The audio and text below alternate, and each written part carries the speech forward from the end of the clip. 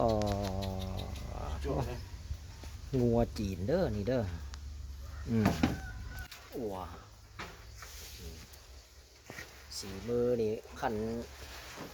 ระดับ นะ เทพระดับประเทศระดับโลกพุ่นละอ๋อ เยียบเยียบเยียบเยียบ เบิ่งคันปิ้งกรอบๆสุกแล้วผากใส่ถุงให้ไทนา นุ่มเลยพลาดพลาดเลย ผากอนุสิทธิ์ให้ไทนาไปซีมในเด้อนี่อ๋อ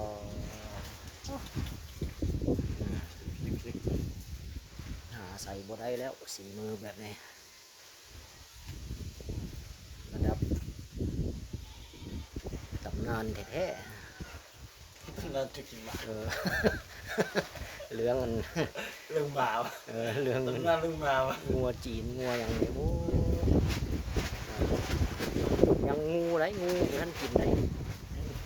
ยังงูอีก2 ตัวอยู่เย็น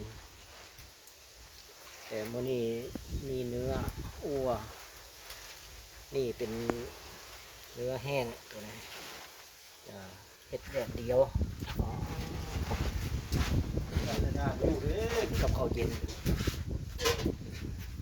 บ่ต้องได้ฝากเลยต้องได้ฝากให้เพิ่นฝากให้เพิ่นซีม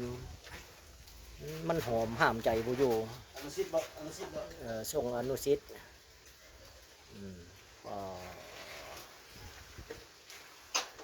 หมูสูตรปรุงเครื่องเทศ ครบเครื่อง แบบธรรมชาติสุดโอ้